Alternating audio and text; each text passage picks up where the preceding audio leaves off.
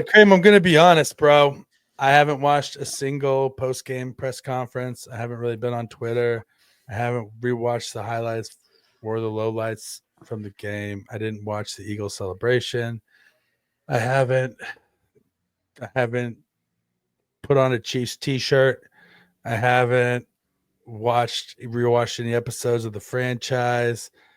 I haven't really done much of anything except for just stare blankly into the darkness of my own soul and ask myself, what the fuck was that? It was something. It was a shit show is what it was. My wife was like, are you just going to walk into the ocean with pockets full of rocks right now? And I said, I might. I love you guys, but my life has no meaning at this point. Okay. And yeah, it's that was not a fun game to watch. It was not a good game to watch. The only quote I saw after the game was when Travis Kelce said it was the worst game they've ever played. There's the worst game that every guy on that team has ever played in their entire careers. And I would say yes. Offensively, I would say yes. I would say no. I would say yes. Just say yes. That's the best. That's the worst game that Andy Reid has ever coached. That's the like honest to God. Yeah, it was. Unless you're in the front four, unless you're Mike Pinnell and Derek Nottie, who shut down Saquon Barkley up the middle. Or Turk. I mean, right. Yeah, or Turk Wharton. Who man, he was played so good that hell. And we'll get into we'll get into it. We'll get into the game. I don't want to get into the game. I don't even really want to talk about the Super Bowl. I just want to go straight on to draft season because the draft season is a hopeful event where all things it's like all the slush and shit of the Super Bowl was washed away with a fresh winter snow with the draft and hope springs eternal. And so I want to look on the hopeful side of things instead of breaking down, even though we will, breaking down and looking at what was literally just somebody ripping my heart out of my chest and running it over a cheese grater slowly for 4 straight quarters. So Rocky, would you rather have that outcome or them losing by like a heartbreaker, last second, boom, it's over type of situation? At least you knew it was going to happen. At least it's respectful. At least it's a respectful showing. Listen, I would rather have. Going back to would you rather? I'd rather have a kid that's a racist than have that outcome. Gosh, holy shit, I'm joking. Rocky. I'm obviously joking. No, I would not rather have a kid that's a racist, but I would rather have a kid that has 40 assholes that are fully functioning all over his body. Yeah. Than have that. That's a superpower. As an outcome to the Chiefs. Gosh, you want your kid to be Kanye West? Apparently, interesting. No, okay. I don't want my kid to be Kanye West. But I would find it entertaining if my kid showed up somewhere, ironically wearing Kanye West's wife's outfit that she ordered the Grammys. Let's not have that happen. No. It'll be like when Trey Parker and Matt Stone showed up to the what was it? Was it the Oscars wearing the Borat lime green like thong? Yep. And so it would be like that. I mean, like ironically, like that. Maybe I'll break that. Maybe that's what I'll do to cheer myself up next week. I'll just find what that outfit is that she was wearing. I'll just wear that on the next. Oh, please. Oh, boy. I'll show up sitting here with my nips hanging out, wearing the same outfit that Kanye West. You gonna drop the coat as well? Yeah, exactly. I'll drop the coat. I'll stand straight up so you guys can only see the waist down. And you'll see the brown curlies. Button with coat. Yeah, you can see the you'll see the Bob Rosses poking through in the downtown zone. Oh my goodness. Veach season, baby. Veach season. Oh, Veach season. So if you actually wanted to watch the Eagles celebration on Fox here in Kansas City, they cut that really quickly. So you couldn't even watch the Eagles celebration here. Good. You should have. Nobody should. It was a horrible game. I mean, we'll get into it, but obviously, here's the thing: the defense did their job. Yeah, This isn't on the defense. Like the defense can hold their head high. They did their job. Steve Spagnuolo had a great game plan. especially against Saquon Barkley. Oh man, he shut him down. Against Saquon, but yeah, we'll We get kind of into it. assumed that though. Yeah, we won't get into it yet, but we'll get into it. It's just, okay. It's okay. Life is still worth living, Kramer. It is definitely 100%. And I'll tell you what the worst part of this whole thing is, that you're not a Chiefs fan. You're still a stupid GD, horrible ass, never make the playoffs Raiders fan. Let's just get to what's hot with Krame Dog, baby, because this is going to still be flying in the room. All right. Yep. So that's what's hot with what Krame bullshit Dog. thing is hot with Krame Dog right now? Oh, that's it. I apparently since the Chiefs didn't hold up their end of the bargain, I was gonna open it up with full arms of becoming a member of Chiefs Kingdom. I'm still gonna be a very good member of Chiefs Kingdom by talking great about them because they're still the best football team in the world. They played one terrible game. It happens. It happened to be on the greenest stage of them all, though, which sucks. But I can still keep my fandomness to where I belong. I can watch paint dry every single Sunday from here on out until they get good, and I'm okay with that because I will always be covering a winning team such as the Kansas City Chiefs. You know, I was this close after that game to just saying, you know what, F it. Veach season is now an Orlando Magic podcast. Oh, I don't watch basketball. I'd be out in a heartbeat. Neither do I, but they're the closest NBA team to my house. And so I was like, you know what? Baby out with the bathwater. I'm going back to mediocre sports franchises that never break my heart. And I'm just going to get something safe and comfortable in the Orlando Magic that are going to win some games. They're going to lose some games, and you're never going to have any expectations. If you don't have expectations, they can't break your heart, Kramer. But hey, it's baseball season now. We get to watch Kansas City Royals come up here. If you want, it is baseball season, and we do love the Royals here on Veach season. But before we get into that, I do want to say the worst part of like it's awesome. Like the Chiefs obviously still had a great year, and the Chiefs are still an awesome football team, and they were still the best team in the AFC, and they may still be the best team in the NFL. Who, like you said, just played a terrible game, but none of that matters. Because they were on the precipice and the cusp of immortality. They had an opportunity to seize greatness and to do something that nobody else has ever done before. And they completely shit the bed. And that's the whole, they're going to go down in history as one of the best dynasties in football. Like they're going to be remembered like the Steelers were remembered, like the Patriots were remembered, like the 49ers were remembered. Like the Cowboys are remembered, all these great teams, but they're going to be lumped together with all these other great teams. They had a chance to stand heads and tails above everybody else and to ascend to like football god immortality. And they just let it slip. Like they crumbled. They crumbled in the moment. And I love them to death. I still love them to death. I'll always be a Chiefs fan, but I'm not going to sugarcoat it either. Like I'm like we're Chiefs Kingdom. We have expectations of our team, and it was always going to be three-peat or a failure this year. That was always the goal. That was the standard that was set by them. Is that if you don't get a three-peat, then then they consider the season a failure. Not us. They do. And so because that's their standard, I'm going to hold them to their standard on it. And like, it just is what it is. And you didn't get it done. And we're not going to sit here. We're not going to blame the refs. We're not going to blame anybody else but the players on the field. Because we're not a poverty franchise. We're not a loser fan base that looks for excuses. There's no excuse other than the team didn't perform when they needed to. Just be thankful the Chiefs had the opportunity to be there at the big game. Like this, you wouldn't have want them to get beat out by the Bills in the AFC Championship game or the Texans in the divisional round. That would even make it even more bigger of a bigger failure. Just be happy and be thankful that they actually had the opportunity to get that job done. It's just they just didn't get it done.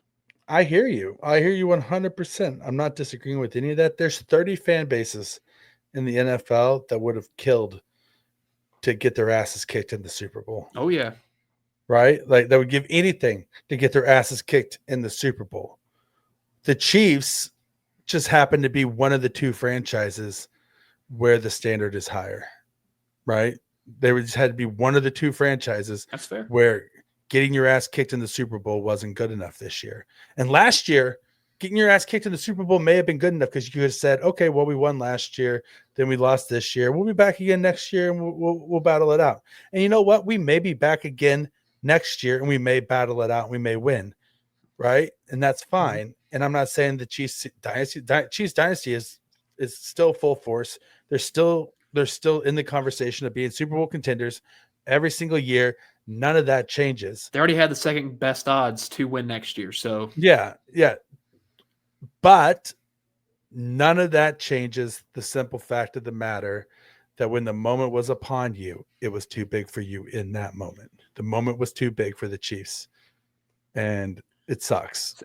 Hey, hypothetical. I asked this to a few of my Chiefs friends as well, and they clearly they said yes, we definitely have that. You know how they won one, made it there, lost, didn't make it. They won 2 in a row. They made it there and lost. What if they don't make it next year and then the three-peat happens? Would you like that? Well, I would like the three-peat no matter when it happens. Like if the three-peat happens at any point in this run of my lifetime, sure. It doesn't even have to be Patrick Mahomes. It could be Bronze Mahomes for all I care. Oh, okay. He's to a three-peat. I don't care when it happens. I would just like to see it. But do I think it's a possibility that they don't make it back to the Super Bowl next year because they have a reset year? It's entirely possible. Do I think that they have a better shot at making the Super Bowl next year than they did the year coming off of when they lost to the Bucs? Yes, I do. Simply because they have Patrick Mahomes is still in his prime. They have 2 elite young receivers. Mahomes is going to be in his prime for the next 10 years, buddy. Yeah, Mahomes is going to be in his prime for the next 10 years. You do at some point of this cycle of losing, not making it, and then winning 3 right there. That's half of his prime right there. So if you don't hit the three-peat this time, you really only have, if we're saying that's the cycle, you really only have a shot at one more cycle after that to make it happen. Now, saying that you're a franchise that has a shot at 3 three-peats, then okay. Like you're definitely a dynasty then. If you weren't already solidified as one, because at that point, Mahomes has won 7 Super Bowls, and he'd be tied with Brady and lost 4. And I mean, that he's been to 11 Super Bowls at that point. Yeah, and so that's pretty damn good. And so yeah, I mean, the Chiefs have made it to the AFC Championship game every year with Mahomes as quarterback. They've won it every year except for one. Like this isn't like, oh, the sky is falling, baby out with the bathwater. But this is like, here's what this is like in my mind. Imagine you're Halle Berry. Oh, right. Hey. Yeah, you are. I'm looking good. You're sexy as hell. You're awesome. You're looking good. And you're dating a guy who's just like a normal dude, right? But you like him. You guys are vibing. And then you find out the guy's cheating on you. Oh god. And so you dump him. Dump him. You're like, well, that sucks. I like this guy, but he was cheating on me. But I'm still effing Halle Berry. So I'm gonna be okay. Yeah, no, exactly. Right? Like that's what it's like. Like the Chiefs are still the Chiefs. We're gonna be okay. We just shit the bed one time. We ate some bad clams in New Orleans. We had some bad gumbo. Bad oysters. We got the bubble guts and we shit the bed in the middle of the Super Bowl. It was bad, man. Like it was bad. It wasn't just normal shit. It was like explosive. It was explosive shit. It was bad. But Xavier Worthy looked damn good. Xavier Worthy looked damn good. Like, listen, there is definitely bright spots to take away from this game. And you know, we're gonna get into it here in a second. But before we get into it, first thing we got to say is no 5-star reviews this week. Everybody, boo. Listen. No 5-star reviews is the equivalent of of the Chiefs offensive line. The Chiefs offensive line are the equivalent of a no 5-star review week. Good point. So please, We need some 5-star reviews. And remember, anything you type, we will read live on the air. Oh yeah. As proof of that, we have another poem this week from the Chiefs. From the Veach season, resident poet Chiefs. laureate. Yeah, soon to be Chiefs. From the Veach season, resident poet laureate, Mr. Larry Quinn, has honored us with letting us debut another piece of literary perfection, another poem on tonight's podcast. So without further ado, I will perform it, and I hope, and as always, sir, Mr. Larry Quinn, I hope we do it justice. It's titled, Will Mahomes Take the Field Today? Ooh. Oh. Sorry. Oh, will. All right, here we go. Oh, will Mahomes step up to play? Or must we wait another day? The rumors swirl and the headlines scream, but the truth is lost in clicks and schemes. Andrew Garcia, master of clickbait, spins his tails, we take the bait. Mahomes is out, or is he in? A cycle spun by clickbait sin. We check the feed, refresh again, chasing news that twists and bends. Yet in the end, what do we find? Just empty words, a waste of time. So tell us straight and don't dance around. Is 15 suiting up right now, or must we wade through all this fluff? Andrew, man, enough is enough.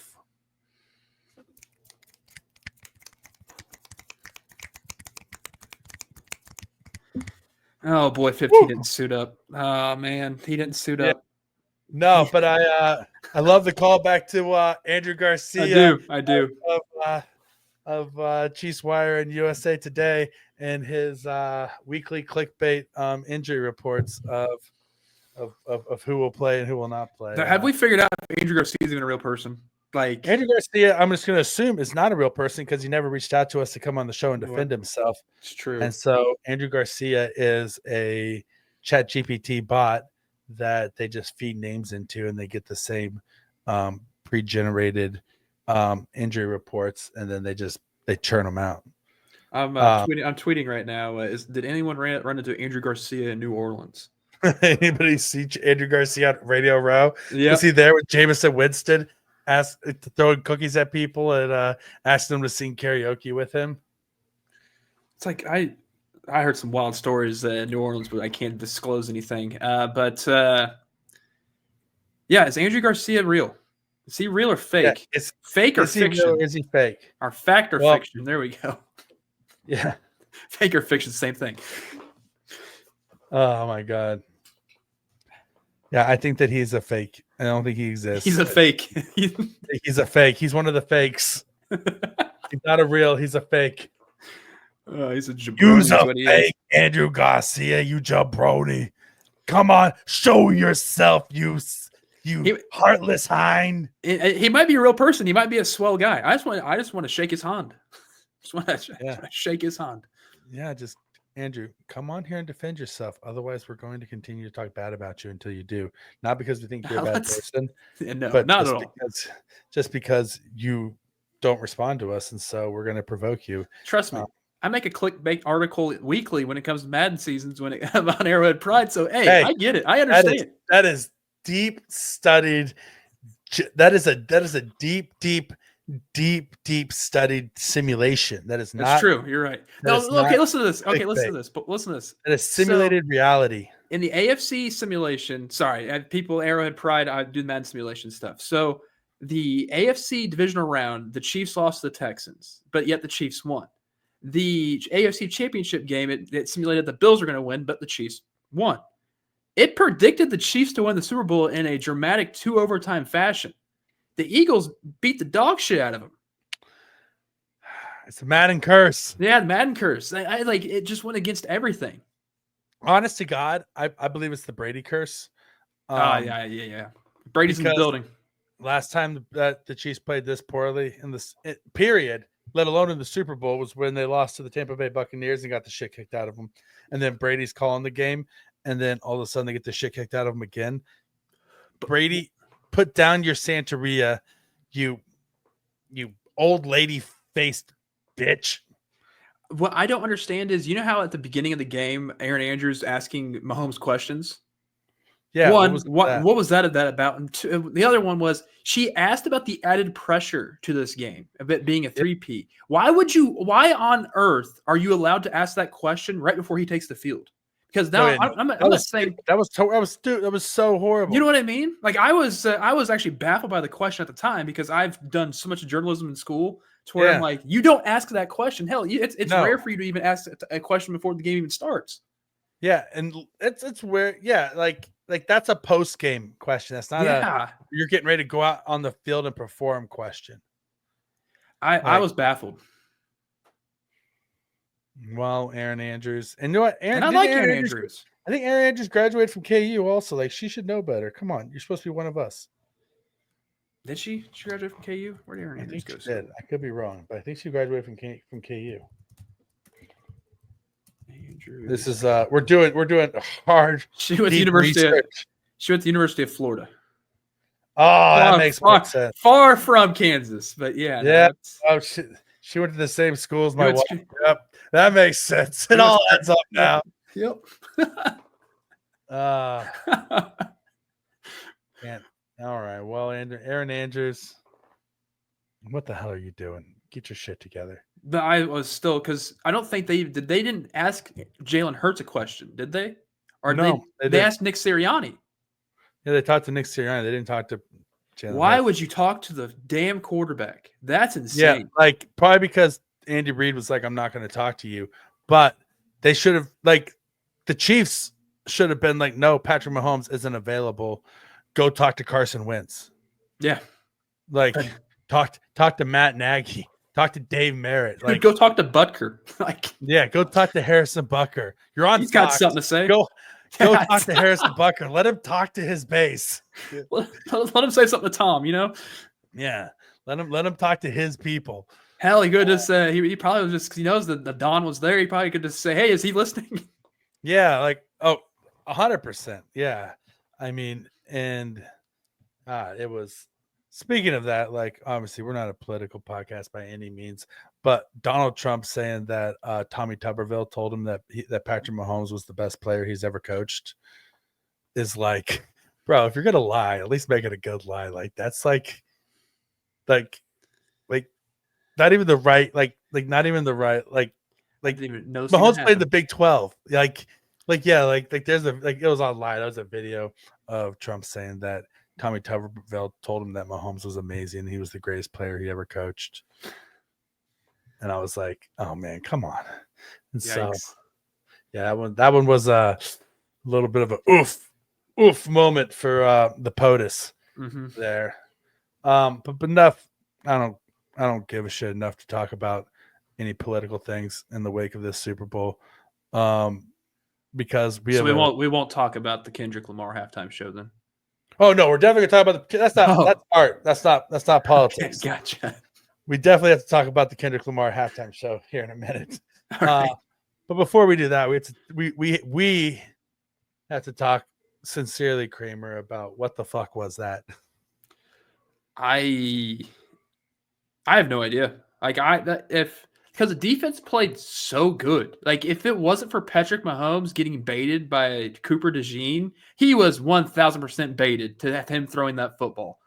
Well, he never looked the receiver off though either. He stared down his receivers because he was looking so hard for somebody that when he found him, he just stared straight at him, and he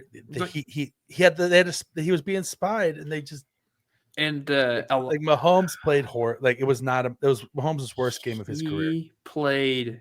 I wouldn't say he played scared. He played rushed as soon as the snap happened. Like, he knew immediately. Like, I have to get out of this pocket right now because he played like a guy who didn't think he had any protection because he did. Kind of like how it happened in the Tampa Bay Buccaneer one. Yeah, except for in that one, he at least made some plays downfield. And he was able to scramble. And this one, he scrambled around and then just got tackled from behind and got sacked a bunch. But you know what? In in defense of everybody else and not defense of Mahomes in this one, they started off that very first series, those first couple plays, they looked really good. They looked in sync. And then then Kelsey drops one and then he misses the throw. And then the next drive, he misses 2 throws that he shouldn't have missed. And after that, that's when things start stalling out. And so, to be honest, that game definitely could have turned around. Like if Kelsey catches that pass and converts the first down, and then they pick up a couple more first downs, like, and maybe they go down and they score, right? Get like some rhythm at least. They get some rhythm going, and then maybe the game is completely different or at least closer and all these things. But they came out and they made stupid errors, and then Mahomes started pressing, and then Mahomes made some more stupid errors, and then the offensive line looked like a bunch of like feral cats trying to be herded. Holy cow, DeAndre Hopkins looked washed. Oh my gosh, DeAndre Hopkins looked washed. Travis Kelce didn't get open. Juju looked good. Marquise Hollywood Brown did not look the best. It's too many drops. Way too many drops happened. Way too many drops. Hunt looked washed. Pacheco looked completely ineffective. There was like on the offensive side of the ball, there is very, very few bright sides to look at in this game. The offensive line played the worst game of football. And here's the deal. Here's the deal with this is you can't blame Joe Thuney because Joe Thuney is not a left tackle. Joe Thuney's been playing decent and pretty good all year, and we've been praising him for being a warrior because he is. And he's been out there battling, but Joe Thuney battling, even when he wins, means he's kind of just hanging on for dear life a little bit, right? He's max effort on every rep to hang with it and to give Mahomes all the time he has, and God bless him for it. But against that Eagles front four, it was just too much because he's not a left tackle. He doesn't have the length. He doesn't have this. He honestly doesn't have the size. He's not an overly large offensive lineman. He's a perfect guard. He's a perfect guard. And then Mike Caliendo is not a perfect guard and was just getting completely bitch slapped on every single snap. He got away with a hold in the end zone. If you didn't, I did. And I was shocked. So I'm like, he's literally tackling this guy right now. They didn't even call the flag. But fortunately for the Chiefs, they didn't get the flag called. But man, Caliendo looked great in the first 2 weeks. He played in his worst game possible. Yeah, well, and then Trey Smith and Creed Humphrey kind of up and down. Like they both got beat a bunch when they shouldn't have. Yeah, they both could have played better football. They definitely weren't the weakest links on the offensive line. And Smith, to some extent, had a harder time. Because he had the greatest pass rusher, the interior pass rusher, not named Chris Jones in the NFL, 1-on-1 all night. But then also he's lining up next to Jawaan Taylor, who's getting beat repeatedly by Josh Sweat, who's a decent pass rusher, but he's a little long in the tooth at this point. They put Travis Kelce to chip block and basically block, like almost basically saying, hey, Travis, just basically block this guy because Jawaan Taylor's not doing it. And he's still going past Travis Kelce and Jawaan Taylor. Well, you should have put Noah Gray over there to chip block. Yeah, no kidding. Where's Blake Bell at? Is he on the bench still? Come on. We need some Peyton Hendershot, for God's sakes, right? No kidding. And this all of this though could have been prevented. And here's the thing: it's like hindsight is 50-50. But Brett Veach, or the namesake, who's a Hall of Fame GM in my book, had 2 big misses. Had 2 really, really big misses. One was the $80 million free agent signing of Jawaan Taylor, which was an overreaction to the Chiefs needing a tackle and paying $20 million a year guaranteed to Jawaan Taylor. You got to eat that. So that they felt like they had to play him, and he has been nothing but a train wreck since the moment he got here. He has been the worst free agent signing of Brett Veach's tenure as GM of the Kansas City Chiefs at one of the most important positions because of who Patrick Mahomes is. So there's no getting away from the train wreck that is Jawaan Taylor. And then secondly, you have no left tackle because you misevaluated Kingsley Suamataia. You thought that you could get him there. You thought you love the trait, you love the tools, and you thought that you're going to be able to coach him up and get him there in time that he could start as at left tackle his rookie year. And I mean, I don't. This is the worst I've ever felt about being right about a player, where we said like, dude needs a redshirt year. He should never play a single snap his first season. Like we said this pre-draft about him. We said this draft night, and that the Chiefs should bring back Donovan Smith or somebody, and they just didn't. They just didn't. They just said, okay, we're going to get this guy here. We like the traits. And then the dude was a complete wash because he wasn't ready. And then he was unplayable. Mm-hmm. And so then at that point, now you got no tackles on your team. So now you're rolling out there with 3 guards, a center, and the worst free agent signing that you've ever had in the history of your tenure, right? And so Veach has to hang, like the offensive line is 100% on Brett Veach. Yep. It is. And the Chiefs have to do, we'll talk about that here in a little bit, but the Chiefs have to do whatever it takes to fix it. Like this is like, there is no tomorrow. You need to fix it now. You like back when they overreacted and they signed Joe Thuney in free agency and they drafted Creed Humphrey and they drafted Trey Smith and then they traded for OBJ Jr. Like this is like that kind of like a situation, except for they can't have a Band-Aid at left tackle. They need a long-term solution. They can't continue to try to put Band-Aids over the left tackle because it's too important of a position. You have the greatest player of all time in Patrick Mahomes at quarterback. You have to find your guy this year. There is no other way around it. By any means necessary, whether that is the draft or free agent wise or just trading for somebody. Like it's kind of like when they sent a first round for Orlando Brown Jr. I mean, Granted, he wasn't the best left tackle in the world, but yet they went out there and they tried to acquire somebody to protect 15. Why not try doing that with somebody that's out there right now? It's been established. Or, I mean, I don't know. There's just too many possibilities here. There's a lot of teams that are rebuilding right now that have serviceable tackles. Heck, go get Colt Miller from Las Vegas, but they never trade in house or in division. Nobody's saying that the Chiefs have to go out and get Penei Sewell.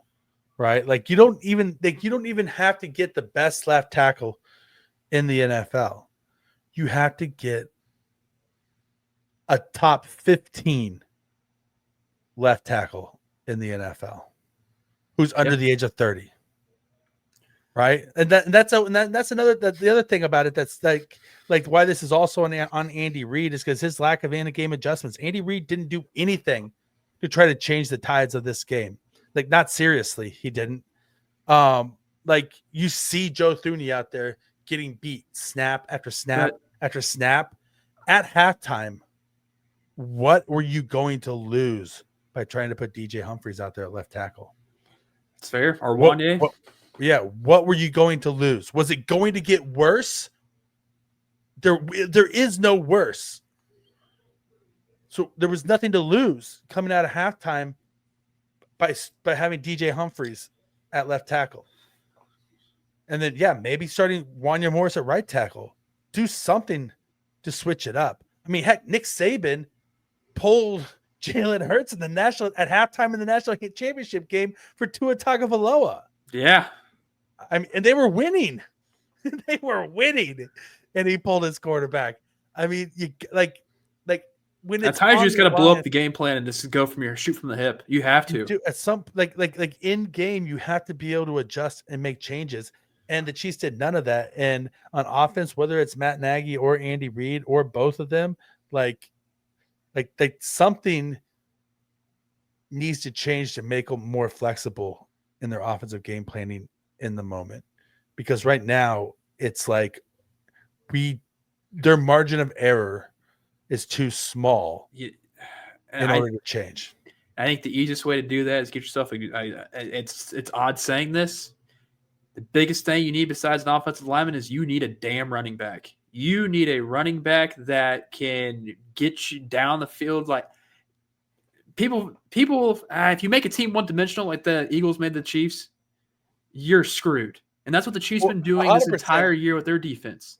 And and we love Isaiah Pacheco, but Isaiah Pacheco runs with zero power. He's a 7th round running back for a reason. Yeah, he's a seventh. Like he's great for a 7th round running back. Yeah, but he's not a bell cow.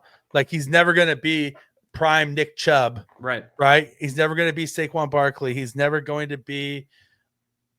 Josh Jacobs. He's never going to be Christian McCaffrey. He's never going to be, any of these other guys. Aaron Jones, even, right? He's never going to Davon Achane. Yeah, Jahmyr Gibbs, like never going to be Bijan. And this year is the year to draft a running back. Yeah, this draft is probably 20 running backs deep, and it's really good at the top. Mm-hmm. I mean, really, really good at the top. There's a guy I already like for the Chiefs for running back. Oh, there's like 6 guys I already like for the Chiefs at running back, and there's a guy who I think that I might take in the top 3 rounds at running back for the Chiefs this year. Yeah. Yeah, and so we can talk about that here in a minute. Now let's just talk about it now, right? Yeah. All right, who's the running back that you like for the Chiefs? I think he found a way to do it. Marion Hampton, like that dude. He can do both ways. He's a dual guy. Yeah, he's a stud. I like him a lot. If they can somehow get him, maybe a 2nd round, maybe that 1st round, that first pick in the 3rd round could possibly get him. But that's the guy I fall in love with for this Chiefs team. Yeah, he's ranked as like a top 30 big board guy. But he's gonna fall. Since he's a running back, he's gonna fall at least to the mid 2nd, maybe early 3rd round. Mm-hmm. He's still not even 22 years old yet. He's 6'1", 220. The dude is he's a stud. Like Omarion Hampton, I would not be mad if he is a 3-down back. He is everything you want in a running back. Yep. He is a complete and total stud. Another guy is Dylan Sampson out of Tennessee, but that's not the guy that I want.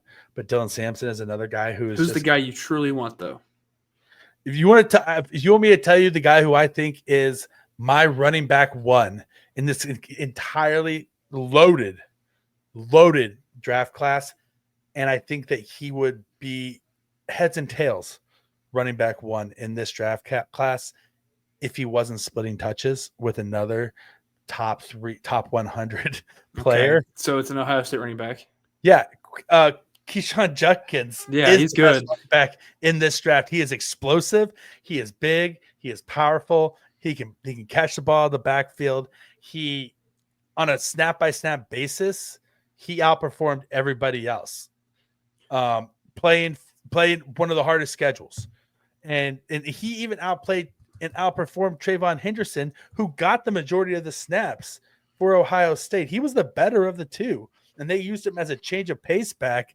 And as a change of pace back, he still went for 1,000 yards. He's great. He can't run against Michigan, though. That's not a downfall. But you know what? He's about to be running over teams in the NFL, so that's all that matters now. Yeah. What tall, 219. Like, what about Devin Neal? Do you think he's got a case to do anything in the NFL? Yeah, I do. I think real deal Devin Neal is, if I'm going for a guy in the mid round, I'm going Devin Neal all day long. I think Devin Neal has been nothing but productive as a running back. He is shifty as shit. Yeah. He's got great vision. He takes nothing and turns it into something better than anybody else in college football. He carried the Jayhawks early on in his career. I think that he doesn't necessarily have the breakaway speed that a guy like Judkins has, right? Or a guy like Hampton has. But he's going to get you those 15-yard runs. Oh, yeah. So frequently, right? RJ Harvey is another guy who is the same make and mold of like a Devin Neal out of UCF that you could probably get in the mid to late rounds. DJ Giddens out of K-State is a little too much like Isaiah Pacheco for me. Like, he big, tall, fast, not a lot of power, kind of just gets stood up a lot, runs really upright, right? Doesn't get his pad level low enough. The opposite of that is Damian Martinez, where he seeks out contact too much, but he hits people hard, right? Damian Martinez, running back out of Miami, 6 feet tall, 232 pounds. A lot to like there. He is just an electric athlete. Oh my God. Like, you turn on the tape and you're like, geez Louise, this guy is electric. This guy's amazing. but why does he keep on just running into everybody? like you're so he's agile and fast, like go around him. But he's like he seeks out contact a little too much. No, I seriously, I think the Chiefs need to get a running back. They need to have someone that you can rely upon. And I know Andy doesn't run the football as like he should, but I think I think next year we're gonna see a lot more running than we are typically to see here for the Chiefs. Oh, 100%. And like, listen, like I didn't even name any of the other cream of the crop guys. Like, obviously, I don't think they're going to be in the running for Ashton Genty. And can you imagine they trade up to get him? That won't happen. If they trade for anybody, you're getting that big mother trucker from Texas, as you should. Yeah. Banks. Yeah, Kevin Banks Jr. Which we'll talk about that here in a minute too. But like, yeah, no, like in this draft class with this many good running backs, you don't trade up for a running back because the loss on the drop off is not enough, right? You know what I mean? Like, also, it doesn't make sense to trade up for a running back. It just doesn't. No, it doesn't. Not in this NFL. And like, I don't think you want to win. You get the best guy. Well, that's the thing. It's like, and I think that a guy like Cam Scatabo, like he's not going to go as high as people are saying he's going to be, but he's going to be a fan favorite, and he's going to be a productive NFL runner. But I don't think he's that bell cow that you want. A guy like Caleb Johnson could be. Trayvon Henderson, I think, is going to be a great NFL running back, and it's going to be a guy who's going to who tote the rock 25 times a game for you. A guy who's not getting a lot of pop, who I think a couple of guys who I think are going to be really, really good NFL running backs is I think Trevor Etienne is as good as his brother. Like Trevor Etienne's going to be a number one running back on an NFL team, and he has the catching ability out of the backfield. Everything that you see out of his brother, you see out of him. And so I would love to see Trevor Etienne in a Chiefs uniform. Kyle Monangai from Rutgers. I know we've already had a Rutgers running back, but I think that he's a guy who is like. There's a lot of like 5'9", 210-pound running backs in this draft, which isn't the biggest guys in the world, but they're big enough that they can hold up in the NFL. And then you get other guys like that are like kind of question marks, like Jordan James out of Oregon. He had a lot of good tape this year, was really productive. Taj Brooks has been productive at Texas Tech his entire career, but he's not very fast. But he does show good hands on tape, even though they don't ever throw the ball to him. So, and then you got a guy that you don't know what the hell to do with, like Ollie Gordon II. Like 2023, Ollie Gordon is the number one running back in college football. Right? Yeah. And 2024, Ollie Gordon's maybe the 30th best running back in college football. He dropped off hella quick. And so it's like, okay, he just doesn't look as explosive. Like he looks like he's lost a step, or not even lost a step. It looks like he's become less he's slow. He looks slow on tape now. He didn't look that slow last year. He looks slow on tape now, but he also looks less decisive. Like he trusts himself less. Like he trusts his abilities less. Like he's more hesitant now than he was. That's not a good trait to develop early. No, but you also got to wonder, okay, does that have something to do with scheme change, offensive line change, like a lot of turnover, that kind of thing too. So, but all that being said, there's so much top end talent in this draft that you got to get one of them, Chiefs. You have to. You have to get a running back in this draft. You got to fix it. It'll help Patrick. It'll help the offensive line. It'll help everybody. That's how you how you beat the blitz. You know how you beat pass rushers that are pinning their ears back. You run the ball directly at their asses and cause them to stop and say, "Oh, wait, I got to react and tackle a running back, or I can't just run past the running back because he's gonna have the ball in his hands and we're gonna give up 10 yards because I have to have lane integrity, right?" And so, so you have to fix that. The secondary is not as big of an issue as we thought it was at one point. Now with Jalen Watson coming back, but they got to get bigger and faster, right? Like you got to have a guy who is both, who's You both need big more depth than and anything. fast. You do need more depth than anything, but you need a guy like for instance, I have no idea why they put Trent McDuffie on AJ Brown and they put Jalen Watson on Devonta Smith. Like they should have been flip flopped. Mhm. Like you took the two body types. You took them and you said, okay, well, hey, this guy is the same body type as this guy, and this guy is the same body type as this guy, but let's swap them anyway because our depth chart says that this guy is our best defender and this guy is our second best defender, and we think that this guy's their best wide receiver for the second. Like it made no sense. Like you weren't matching up traits or scheme or anything. You were just going based upon depth chart and everything you've done all year long, which I'm guessing is fine because it got you to the Super Bowl, but it gave up a back-breaking touchdown and another touchdown and another big play, and the game could have looked a whole lot different if you hadn't have done that. AJ Brown bullied Trent McDuffie the entire time. Like even by stature, they didn't have to do anything but just stand there. You could tell he's going to win. Like that's the crappy part because he won. He did what he was supposed to do. I still think the flag was a little bit tick tacky. Should let the boys play. Even with the other one that happened, should let the boys play. But man, it was just not a good matchup to put McDuffie on AJ Brown. And then, like you said, Devonta Smith's got wheels. He ain't slow. That guy makes fast people look kind of slow. So it just doesn't make sense. But they still played great. You can't take that away from them though. No, they played great. Like listen, they played their balls off. Jalen Watson and Trent McDuffie. They gave everything they had. Like like this loss is not on the defense. Nope, not at all. I'm gonna say that even the big plays they gave up, like the time of possession difference in itself of how long the defense was on the field in this game.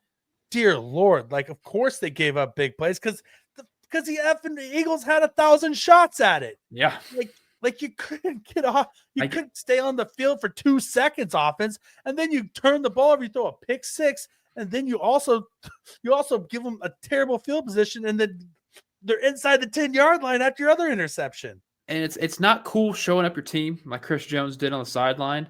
But I completely understand. I completely get it. It was the right time for him to be like, "You've got to be kidding me!" Of what's happening. Yeah, because it's unfortunate because it's a team aspect. It's a team game. Listen, I don't care. Like I would have done the same thing. Yeah, no, I would have done it too. Like, of course, like Mahomes. Like, what are you doing? You're the greatest player of all time. Why are you playing like this? Like, come on. Like, here's the deal is that if they were playing like that, you guarantee that Mahomes is going to be in their ass and say, you got to play better, right? Like, exactly. And like, nobody, and like, I guarantee you, Mahomes is his own harshest critic and he's in his own ass saying he needs to play better. But I'm not going to begrudge a guy for like falling down on the sideline and being like, sweet Jesus, like, what more do we have to do? You know, kind of thing in this game. There was a shot from the TV where the camera was just down the Chiefs side, like the bench side for the offense. They're just sitting there, just like death staring, just glaring, or just like spacing off. Like they just looked defeated then. And I think that was like the third quarter. Yeah, the game was over by then. Yeah, true. Once they got 3 and out, once they received the ball after halftime, they went 3 and out. It was over. Well, and then they went for and then the Eagles went for that dagger and hit Smith up over the top, right? Over Jalen Watson. 34-0. Because McDuffie wasn't on him. Jalen Watson was covering him. Yeah. But then the last thing the Chiefs have to fix is they got to get they need another edge rusher, especially because they're going to lose Charles Omenihu in free agency. See, guy they don't bring back. I don't think they bring him back, and we'll talk about that here in a second. But even so, even if they did have Charles Omenihu, they need another elite pass rusher on the edge because even though they move Chris Jones around and let him kind of pick where he wants to rush from, he's better from the interior, right? Like you need somebody who is in the like honest to God, I don't think they have the assets or the ability to go get him. But like you drop Myles Garrett into this, I mean, you drop Myles Garrett to any defensive line and they're suddenly amazing. Yeah. But like the Chiefs need to find a Jared Allen late in the draft or a Max Crosby or somebody that's not going to be a top end pick that's going to turn out to be a stud, or they need to find somebody in free agency that they can afford and rehabilitate and turns into something, because they need a guy. FAU, like Kansas City boy, they're going to continue to try to develop him, but you can't expect him to be that guy at this point. And Monahue's not that guy. Dana's good. He's a good player, but you need a guy that's going to put 12 sacks on the board. Yeah, you're not getting in free agency. You're not. I'm looking at you're it not. right now. You're not. You're not getting in free agency, which is why you either got to draft it Unless or you got to trade for it. I'll take Josh Sweat, but Chase Young. I would, yeah. See, Chase Young is more the type that you'd be thinking of, like a rehabilitation project that you can get healthy and maybe can finally hit his top end. Like, I don't even know where to speculate at this point. There's too many old people. Wait, Jerome Baker. Yeah, that's what I'm saying. Khalil Mack, Hassan Reddick. Yeah, no. Like none of those. You can get Chase on the team. I mean, maybe you can get a guy like David Ojabo traded from Baltimore. True. I don't like that. I don't know if Baltimore's gonna be trading with the Chiefs anytime soon. Again. Oh no, I don't think they'll be trading with the Chiefs anytime soon either. But I'm like, but that's the Bills will. There's a guy on the Bills the Chiefs will trade. Let's see. There's got to be. The Bills give the Chiefs everything. It's Gregory Rousseau. Yeah, there we go. There we go. Yeah, Gregory Rousseau from the Bills. Okay, there we go. Yeah, we figured it out. Check, fix that problem. All right, moving on. Bills are stupid. Oh man, the Chiefs do have some free agents coming up that they have to deal with. A lot. What do you mean? Some. Yeah. I'm going to quickly read through half of the team, and then we'll talk about who we think the Chiefs possibly bring back with their. I think they're currently stated to have $15 million of cap space right now. So 15. That's not a lot. Not a lot at all. Not a lot when you consider the free agents that they're getting ready to lose.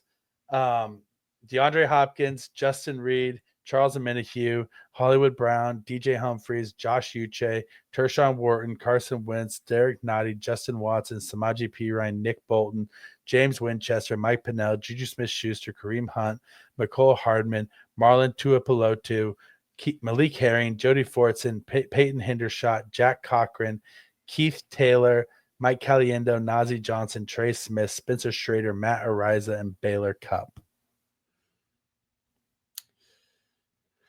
Of that list of players, here's who I say is like guys who are just automatically going to be gone. Like the Chiefs are not bringing them back, and they're going to sign somewhere else, or or something else is going to happen. Chiefs are not bringing back DeAndre Hopkins. Chiefs are not bringing back Charles Omenihu. Chiefs are not bringing back Hollywood Brown. Chiefs are not bringing back DJ Humphries. They're not bringing back Carson Wentz or Josh Uche. They're not bringing back. I don't think they're bringing back Justin Watson at this point. They're not bringing back Samaje Perine. They're not bringing back Kareem Hunt. They're not bringing back McCole Hardman. They're not bringing back. I don't think they're bringing back Najee Johnson or Mike Cali. They might bring back Mike Caliendo, actually. I don't know about that. Just as a depth piece. But I bet somebody signs him, kind of like what we saw with Andrew Wiley, even though. But he's an exclusive rights free agent, so the Chiefs have. All right, good. All right, that's at least good. Yeah, so the Chiefs have first shot. I would say those are the guys that are guaranteed not to come back. Guys who might or might not. Justin Reed is a question mark. It's going to be. I don't think he comes back. I think the Chiefs would like to bring him back. I don't think they can afford to bring him back. I think they got enough solid guys. Byron Cooks is going to solidify his role here in Kansas City to a team. Well, and Hicks is going to start. And so that's why I don't think they bring him back, but they could, because you know that Steve Spagnuolo loves him. Yeah. I think they would like to bring back Tershawn Wharton. I think they'll try really hard to bring back Tershawn Wharton. I don't know if they want to bring back Derek Nottie, but I've said they're not going to bring back Derek Nottie enough times, and he just keeps on sticking around. So he's a big man. Yeah, he's cheap. He's big and cheap. So he's good. Serviceable. I think they're definitely going to bring back Nick Bolton. I think they're going to try to move heaven and earth to bring back Nick Bolton. I think the problem is going to be that I don't think Nick Bolton's going to have as much of an audience in free agency. I think as you'd be what surprised. I think you'd be surprised because I Nick Bolton is a guy that's going to be in every single play, every single snap. He is. He is. He also, I think there's going to be a lot of GMs that look at him and say that he's a subpar athlete. That's ridiculous. That's so crazy. I know, but it's I So think wild. I think that he'll have some offers, but I don't think it's going to be top of MIZ. market. He's not going to have top of market Maybe you didn't offers. do it. I know you But I wouldn't do think it. no. I was trying to bet you. Okay, I was trying to bet you. No, not a chance. I think that there's a chance that the Chiefs overpay to keep him, though. I think there's a real chance. Oh gosh, don't do that with their that the 15 Chiefs million cap. Yeah, I know. I think there's a good chance they overpay to keep him. They bring back Jack Cochran, right? Yeah, Jack Cochran is a non-negotiable, I think, for Dave Tope. Dave Tope calls him Coach Jack because he values him that much as a special teams player. And even though he's been injured, he still goes to every single special teams meeting to break down tape and tell the special teams guys what to look for on tape. That's amazing. Yeah, it's amazing. Coach. So yeah, he's a player coach. So Jack Cochran is going to retire a Chief. Good. He's going to be a 12-year special teams player for the Kansas City Chiefs and then go straight into coaching. I think that the Chiefs would like to bring back Mike Pennell, but they're going to bring him back like halfway through the season, right? Like towards the playoff push, like they usually do. Yeah, I think they would like to bring back Juju, but I don't know if they'll be able to afford it. I don't think there's much of a market for Juju, though. I really don't think there isn't much of a market for Juju. I think that they'll wait till after Juju's the guy they'll wait till after the draft to sign. Oh yeah, right? If they can make it work, kind of like how they did it in training camp this year. Yeah, exactly.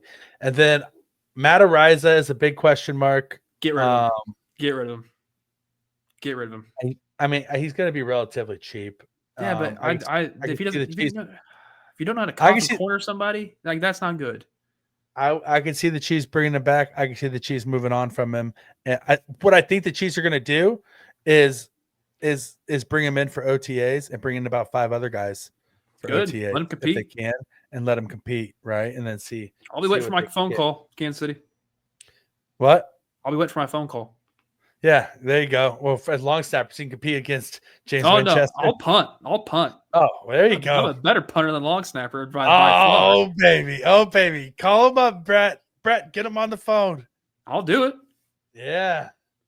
And then, I think the Chiefs really want to keep Trey Smith, but I don't think they're going to be able to afford to. I think he's going to be a Tennessee Titan.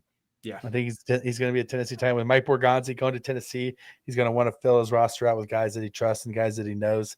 And then also, like I said before, Trey Smith saved his son's life during the shooting at the parade last year. So I think that Mike Borgonzi is going to have the money and he's going to just throw the bag at Trey Smith. He's going to say, I'm going to start with this number here. Then I'm going to start writing zeros. Just tell me when to stop. Yeah. And Trey Smith is going to say, great, because I played football at Tennessee. So, let's just go home, baby. Yeah. Good for Trey Smith if that does happen. Good for Trey. If that happens, I hope Trey Smith gets the bag. He's a great guy. He's a great player, and he's been great for the Chiefs. But that's going to mean that the Chiefs definitely need to find a guard, which is why they may bring back Mike Caliendo. Yikes. There's a definite shot. Having him next to Juwan Taylor just sounds gross. That they go into the draft with Mike Caliendo penciled in as their starting guard, and then they say, okay, Hunter Norzard and CJ Hansen and everybody else, we're gonna let you guys all battle it out, plus we're gonna bring in some other guys, plus we'll look for a veteran, we'll see if we find a guy in the draft that we like. That doesn't sound appealing if you're a Chiefs fan. Just saying. No, it doesn't, but I think that that's going to be the plan at right guard. And then meanwhile, they're going to say, okay, we're moving heaven and earth to get our left tackle and putting him next to Joe Thuney for 1 year at least. And then we're going to have Creed Humphrey. And then guess what? I guarantee you they're going to try Kingsley out at right tackle.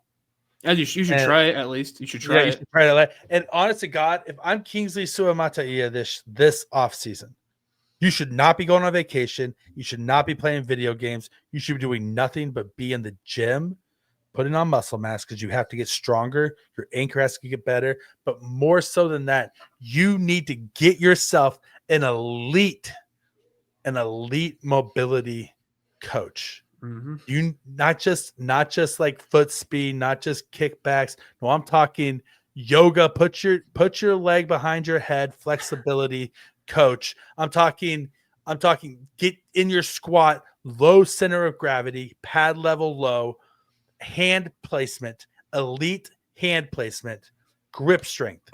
Improve your grip strength. You know when you watch those boxing movies and they have their hands in the rice and they're just like for like 6 hours a day and they're going like this and they're like turning their hands in rice and they're grabbing rice and they're making their hands super like Kingsley Suamataia should come back with sausages for fingers and just pause. So wait, that's how you get your fingers that girthiness is to put your fingers in rice. Oh yeah, you got put it in rice and you work on your grip strength. And Really? you turn it like this, yeah. And you turn your fist in it like this, and it builds it up. There's a couple of exercises you can do with it, but yeah, you put in like a big 5-gallon bucket of rice and you do it. That's okay. Learn something new every single day. You just do it until you feel like your forearm is on fire and about your veins are about to pop. Huh? I might think of some rice in a bucket. Yeah, it works. And so you need to do that sort of thing. You need to just be working on grip, move, getting low, balance. He gets out over his skis. His balance is horrible. Like, honest to God, like we talk about like FAU and everybody working with Tom Bahali on hand fighting. That's part of it. But honest to God, if I'm Kingsley Suamataia, I am looking up whoever the NCAA champion is in wrestling, and I'm just going in there and I'm just grappling with him, like Gable Stevenson. Position. Yeah, right. Just neutral position wrestling all summer long and work on grip strength, and then learn how to do the splits. Like that's those are your 3 goals. Learn how to do the splits. There. That's crazy. But I mean, I'm just saying, like if you have that mobility and that flexibility, it's going to change your entire game. And then you get the grip strength, and then you actually know how to hand placement, leverage, and what to do with it. Like it's like your career is on the line. This is your make or break off season, right? Like you already are labeled a bust. So this is your shot to come in and like prove everybody wrong, which means that you have to be an animal, go off grid, disappear the entire summer, and come back and shock everybody. Like that's what you have to do if you're Kingsley Suamataia this offseason. And I just want to see the test. I just want to see if he can actually do right tackle, because honestly, you shouldn't be starting Juwan Taylor. You should not. You should figure out a way to get rid of him. Have some other team pick up his contract. He's too light in the ass. He's a chicken leg. He's chicken legged. He's light in the ass. He gets driven back. He has no like John Taylor should be doing all the things that I also say Kingsley should be doing, but I have no faith. I have no faith either in that. Can do he got it. paid. He got paid. Yeah. He doesn't give a shit. There's no way. And so I think that Kingsley's young, hungry. Kingsley's still super young too. Like he was like what 21 when he got drafted. He's only 22 years old now. He's a baby. Like he came out early. He should have stayed another year in college. Like, would that have helped him? Say another yes. I think he would have been probably been a first round draft pick this year if he would have stayed another year. Damn. But you make your second round draft pick. I mean, yeah, he made his choice. Roger Rosengarten should have stayed another year too, and he came out and it worked out okay for him because he ended up starting. So true. But yeah, so and then the Chiefs need another young tight end. They drafted a guy last year. Noah Gray's still fine, but this is you want to know the 2 spots where this draft is the deepest? It's at running back and tight end. And you get a guy like Elijah Arroyo out of Miami in this offense, a guy who he's going to run. This guy's what? I think he's 6'3", 255 pounds, 6'4", 255 pounds. He's going to run maybe a 4 flat. Like the guy is an explosive player. So is Jared Wiley not the answer anymore? No, Jared Wiley could be the answer, but you don't know if he is. True. And He didn't really have the opportunity to this year. he had the opportunity He got to. hurt.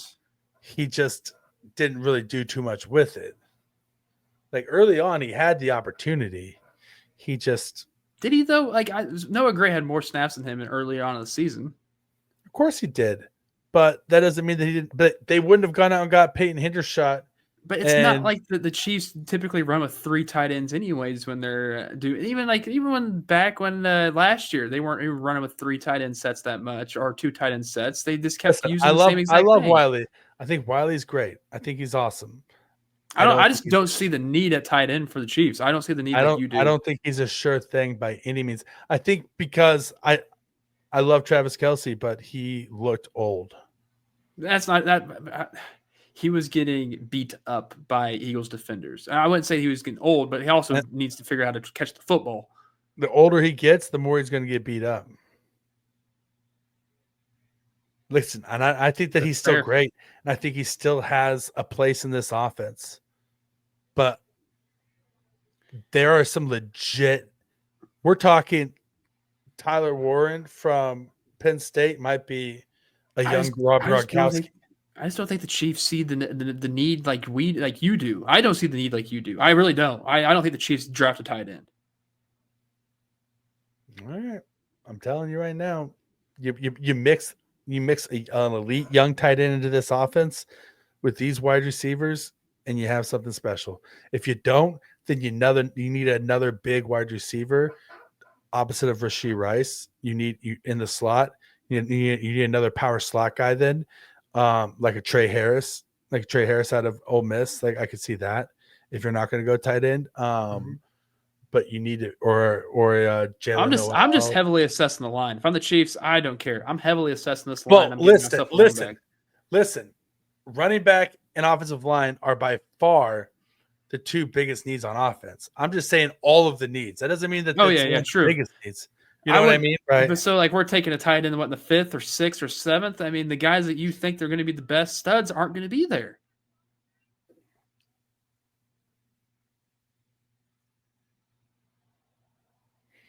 There's some guys there. There's some studs there that are still there.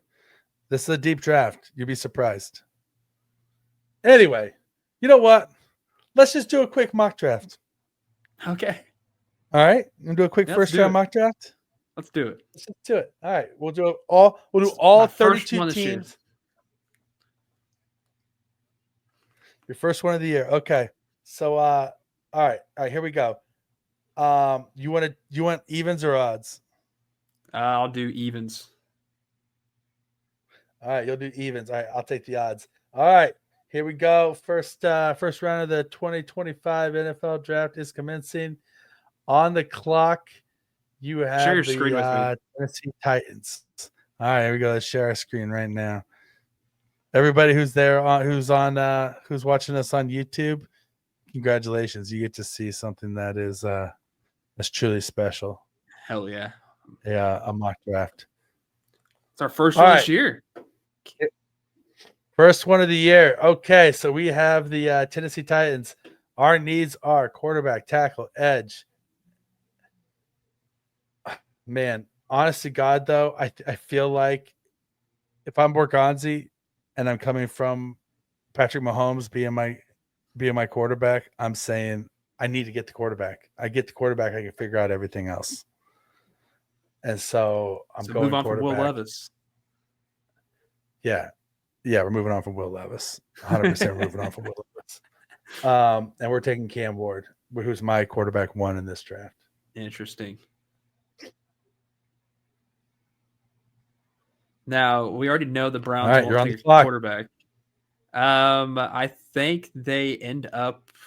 I actually have a strong feeling they trade out of this pick. But for this case, I don't want to try to trade out. But in logic, I think they don't have this pick. But if I were to pick a person, probably Mason Graham. They're probably going to go best available and keep that defense strong. And you think Mason Graham's the best available? For them, at least. All right. Pair him. right. You're gonna be missing Myles Garrett, so you're gonna be trading him.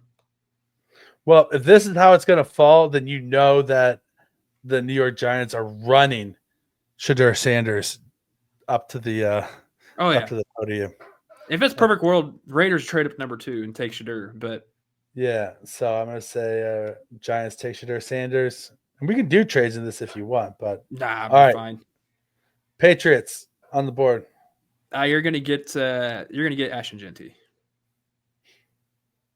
If you're the Patriots, okay. Yeah, I think they get Ashton Genty or they go wide receiver, but they're gonna need a guy that's gonna pair with Drake May. Oh man, then Jacksonville's taking Travis Hunter all day long, Oh without yeah. a doubt. They're going Travis Hunter 100%. All right, you're this why you wanted to be even so you could draft for the Raiders? I honestly didn't even think about the Raiders part, but the thing that sucks is they're going to go quarterback here. That you kind of have to go quarterback here. But so best available. Let's see what the league looks like. Dylan Gabriel, which isn't bad. They probably don't go quarterback. They missed out on the top end of the thing. So they also missed on Travis Hunter, which I thought that could possibly be an option for them. Will Johnson All right. would be the second best available corner. They could probably just keep that defense rolling and they roll with whatever quarterback they got. All right. I think that if this is the case, I think in real life, if you get to pick 7 and Abdul Carter's still on the board, somebody is trading up to get him. Yeah. A team that needs an edge is trading up to get Abdul Carter. If we're not doing drafts, so they're not doing trades. I mean, I don't think the Jets would take Abdul Carter here just because the one place they don't need help is on the edge. They do need a quarterback. They need defensive backs. I'm gonna say Malachi Starks. This guy is an absolute stud. Yes, he's lightning quick. I mean, he is just, oh my God, lights out on the back end. So I'll say Malachi Starks. Oh, this is perfect for the Panthers. They'll get Abdul Carter. Yeah, they'll take Abdul Carter in a heartbeat. This is like the steal of the draft. Mm-hmm. If the Panthers get Abdul Carter at 8, oh my God, and Myles Garrett they have interest in Myles Garrett too. So imagine having that 1-2 punch. 100%. This is a slam dunk. They're going Teodoro McMillan, especially with Kellen Moore as the head coach.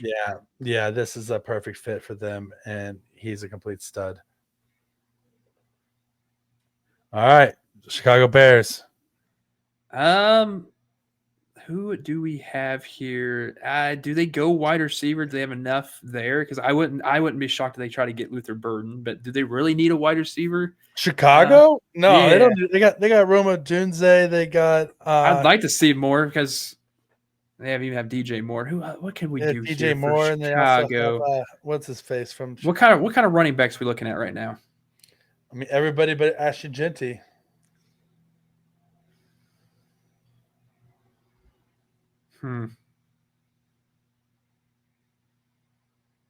Chicago's kind of in this scenario. Chicago has got the short of the stick. Go to the all again. James Pierce Jr. is good. Yeah, just do James Pierce Jr. They'll have to go edge rush at some point. Yeah, he's a stud. All right. Well, this is where I think that I like Kelvin Banks Jr. here as my favorite offensive tackle in the draft. But I think that Will Campbell has a little bit more versatility of guard tackle, and I think that they might value that, and so I'm going Will Campbell here. Since Jerry couldn't Jerry. He couldn't get his running back in Genty. Get that Ohio State wide receiver. That one. Yeah. Okay, Buka. That's a nice pick for them. They'll like him a lot. All right, now we got Miami on the clock. They need a guard tackle as well, so I think this is where Kelvin Banks Jr. comes off the board, number 13 to the Dolphins. For the Colts on this one, oh gosh, I just saw his name. Scroll down a little bit on the right side. I would think either Tyler Warren or Malachi Williams. I think they go with defense. I think they do Malachi. All right. Michael Williams, edge Yeah, from Michael, not Georgia. Malachi. Gosh. Yeah, Michael Williams. He's nothing but upside. He's just a freak of nature. Not a lot of Yeah. technique. Dude's freaking huge. He's freaking huge, freaking long. Yeah, I can see him doing that. All right, we got the Atlanta Falcons on the board. Their needs are wide receiver, edge, linebacker, cornerback. Like Mike Green, I could see him fitting in really well with them. I don't see Luther Burden, the third, though, sliding much further down past 15 just because he is so good. I'm going to take Luther Burden, the third, here for the Atlanta Falcons, wide receiver out of Mizzou. For the Cardinals, take Josh Simmons, sorry. Josh Simmons, yep, left tackle, offensive tackle for Ohio State. Had a really good year this year. Pretty good prospect. All right, I got the Bungles, old Skyline Chili Eaters. They need a wide receiver, guard, and they need defensive line. They desperately need defensive line help. Walter Nolan is a freaking wrecking crew. Like, there's something about that they put in the water down there in Mississippi for defensive linemen, because that's where Chris Jones is from too. And he is just an absolute stud. I would love to see him on the Chiefs. I'd hate to see him on the Bengals, but the Bengals are getting him. And this is where Mike Green will fall to the Seahawks. Oh, yeah, that's a good fit, right? Oh, yeah. Yeah, Mike Green, edge rusher out of Marshall, Senior Bowl darling. Put my one of my favorite offensive tackles, John Connolly Jr., just completely on his ass, and one of the reps. All right, Bucks are on the clock. They need edge, linebacker, defensive back. Shamar Stewart is an absolute stud. Jack Sawyer is a stud here in the mix. Benjamin Morrison is in the mix. Like him for what they do. I think, though, honestly, Jack Sawyer just seems like a Bucks edge rusher to me from what they tend to like, and so I'm going to go Jack Sawyer to the Bucks at 19. Tyler Warren would probably be a good fit here, but go to wide receivers. I think I'm pretty sure this is going to be what's going to happen. Scroll down. Are we going to see him? No, I guess not. Yeah, okay. Would it be a big stretch if the Broncos get Isaiah Bond right now? Right now? Whoa. Yeah. Take it. No, not a huge stretch. I mean, take it. Isaiah Bond, a fast guy. Over Matthew Golden. I like Bond. All right. I told you I liked Worthy out of this last draft, a quick guy that's able to route run. I like Bond. I like Bond a lot. All right. Well, then Benjamin Morrison is a Pittsburgh Steeler. like you talked about. Oh yeah, no, that's a good. Benjamin Morrison is a Pittsburgh Steeler, cornerback out of Notre Dame. Like, he is everything they want. So he's going there. All right, you got the Chargers on the clock. Tyler Warren. Yeah, Big Ten ties. Jim Harbaugh wants it. Harbaugh guy through and through. Yeah. All right, Green Bay's on the clock at pick 23. Man, I see them going Alec Ayo Manor. He fits the mold of their other wide receivers that they want. It's a little too early for Jack Bash. Let's see here. Let's go back to everybody. This may just be a best available moment for them. They do need an edge rusher. I'm going to go with Shamar Stewart for Green Bay here. He's an explosive edge rusher, and they need it. Now we got Minnesota. Minnesota is on the clock. Kenneth Grant. Yeah, I can see that. Yeah. All right, now we have the Texans on the clock. Texans, man, I could honestly seeing the Texans go Gray Zabel here. He's not going to be a tackle in the NFL. He's going to be a guard center type. Amon Mimbu. Armand Mimbu is a much better prospect. He's awesome. Mimbu a first round talent though? Yes. Like a high end or bottom end? I think you can get him at bottom. I honestly, God, like he's such a draft darling at the moment. He's rising up. I think that it depends on if teams think they can play him at left tackle or not. If he's solely a right tackle, then maybe bottom into the right of the first round. But I definitely think he's a first round talent. I think that I'm pissed off that he's not a left tackle, because if he was a left tackle and played left tackle as well as he plays right tackle, I would have him be my tackle one in the class. I gotcha. He is. I think he's that good. And because of that, I think I just talked myself into Armand Mimbu going to the Texans, because I just think he's too good a value right here. All right, Rams are on the clock. They're in a rebuild. They already told that Cooper Kupp is not going. You go Matthew Golden. All right, yeah, he's everything they kind of want there. Yeah, we see that. Ravens on the clock. I can see them going with a guy like Gray Zabel. That's kind of their MO. A little bit. John Connerly Jr. They do need some defensive back help.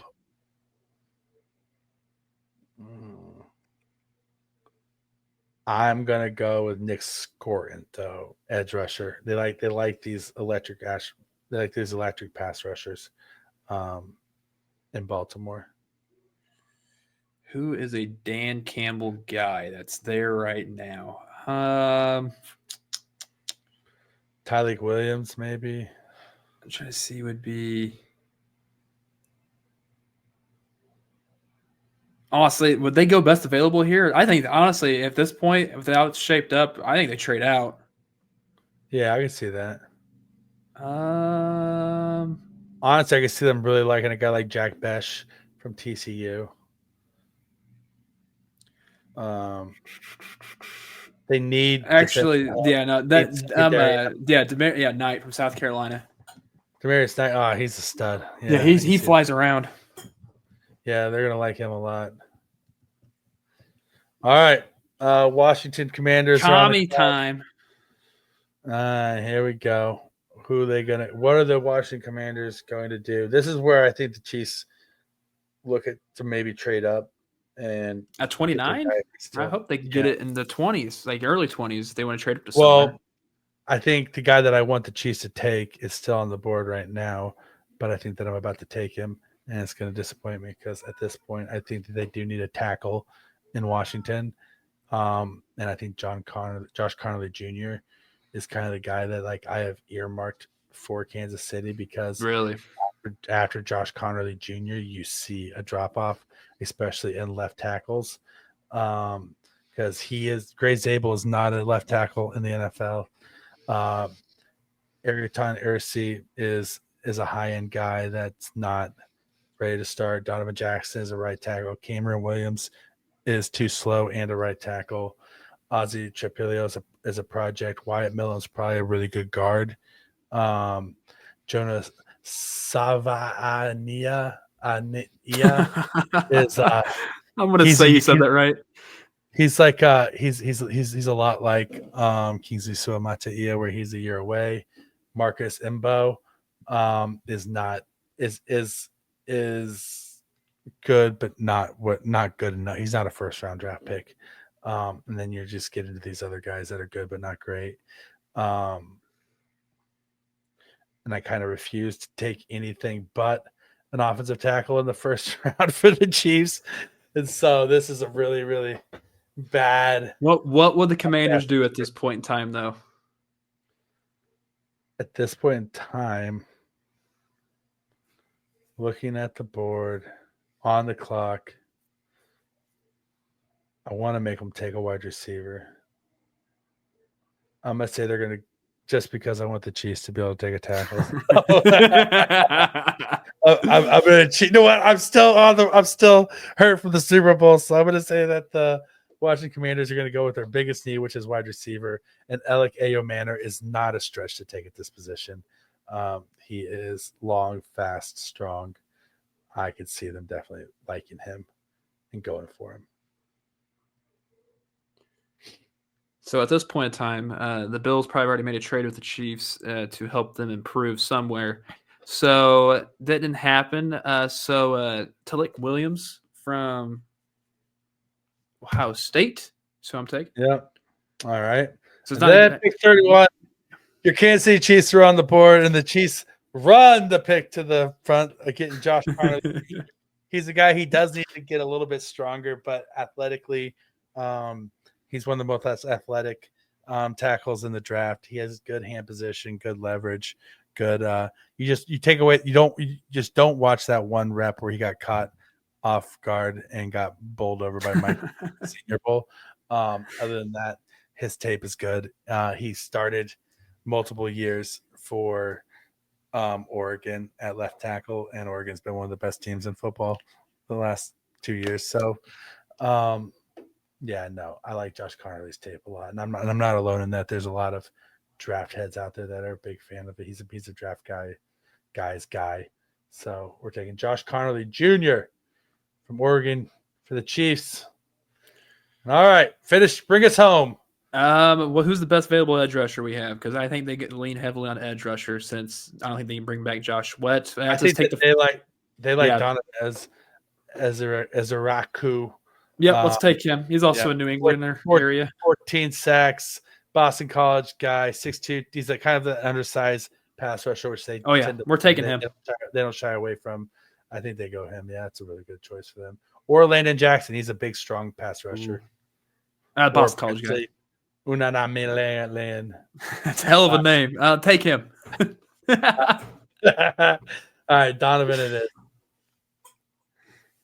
All right, there you have it. The first Veach season mock draft of the year is in the books.